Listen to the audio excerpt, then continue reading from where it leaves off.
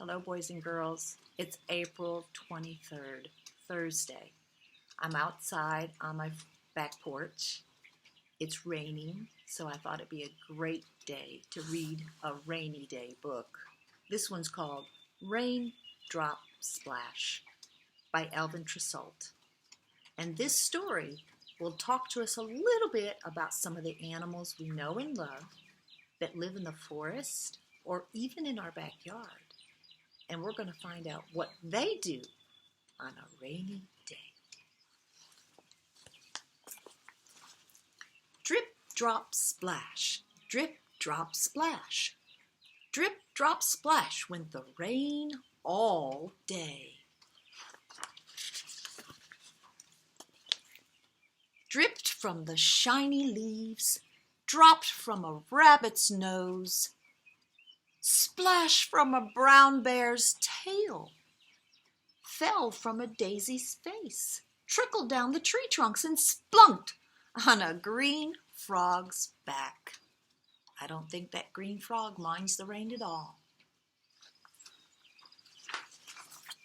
There were so many raindrops, they made a puddle. The puddle grew larger and larger and larger until it became a pond. Water lilies floated on it, little fish swam in it, and tiny snails sat beside it. Do you see that tiny snail right there? Still, it rained. Drops, drip, drop, splash, drip, drop, splash. The little pond grew larger and larger and spilled right over into a brook. Tumbling and splashing and running down the mountain scared its chipmunk. Splashed some violets past a mother deer, showing her baby how to drink. Jumped over big stones, fell into deep pools, and rested on a bed of soft green moss, then tumbled into a lake.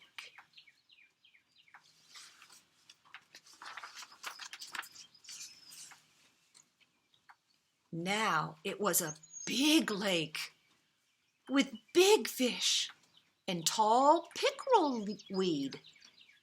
Dragonflies skimmed over the water. Turtles floated quietly, and a red-winged blackbird built his nest in the rushes.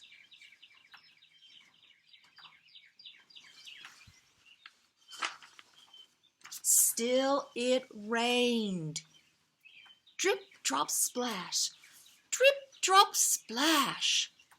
The lake grew larger and larger. It flooded a farmer's meadow, and the cows, well, they stood in the mud.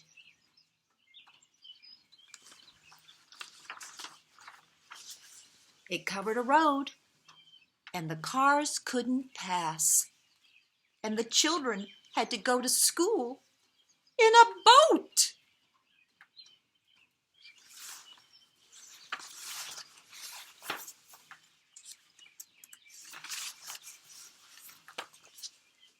Then it overflowed into a river with houses and towns along the shore. It ran under bridges, over waterfalls.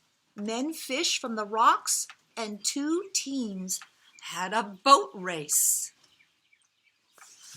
Did you ever think about how far the water can travel, boys and girls? We've got a pretty good idea now, don't we? Past factories and warehouses, the river came to great cities with docks. There were ships and barges, and scows and tankers, and a boat full of people on a holiday.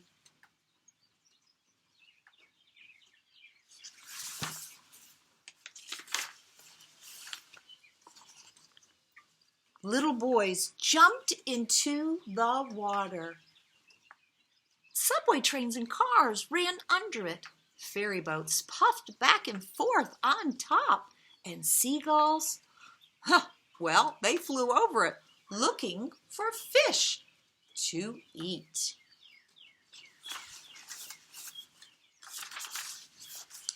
Then it passed a fort and a lighthouse and a bell buoy, and the river flowed into the sea.